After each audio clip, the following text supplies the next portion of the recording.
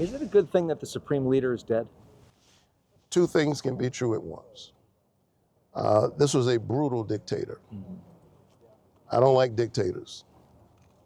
I don't like authoritarians.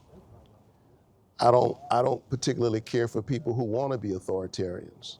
And so the world is better, that Khomeini is no longer there to brutalize his people. I think the question that many of us are asking right now is at what cost? What will this mean in American blood? We've already seen 4 American soldiers have lost their lives. The president has already said that there will likely be more. He has already called it a war. And so there are a whole range of questions. War is not something you enter into haphazardly. So far, I have not seen a plan. And President Trump's style on so many fronts is basically do what you want and then maybe ask for forgiveness, maybe not even ask for forgiveness. Where do you think he's done this now? Where do we go from here? What do you want to see next in Iran? Donald Trump said that he was going to deal with the high costs that Americans were paying at the grocery stores. And he said that, he was not going to spend our time in these wars. He's done just the opposite. But what do you want to see in terms of our troops, in terms of a path forward with what's happening there? Where do we go? We need to have a debate about this. Again, the world is better off without Khomeini. Iran cannot have a nuclear weapon. I'm clear about that. But the president said just months ago that he set their nuclear program back by years.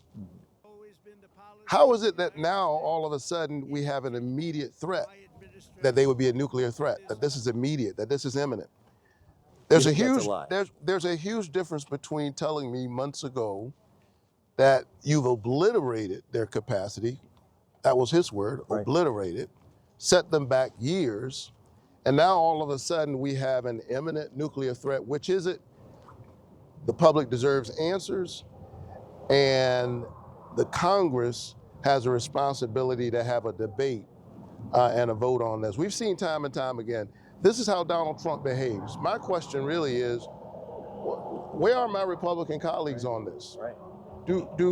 Are they going to continue just to give away their power? Or are they going to represent the people and the people's interests? I think because there is a vote this week. What is your message to your Republican colleagues? And do you know of any Republicans that are going to stand up to this? So far, we've seen no plan for what the president is planning to do. We've seen no explanation for why this is an imminent threat. And here's what I know. Americans are weary of endless wars in the Middle East. We've been told before that this will take a few weeks and we'll be in and out. And the cautionary tales around that are not ancient history, they're very recent history.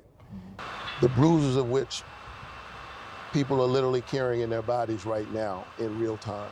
The Middle East is a complicated place. Sure. And part of what we've got to ask ourselves is, are we going to see increased regional stability as a result of this? Or are we going to see a region that's even more unstable than it is right now?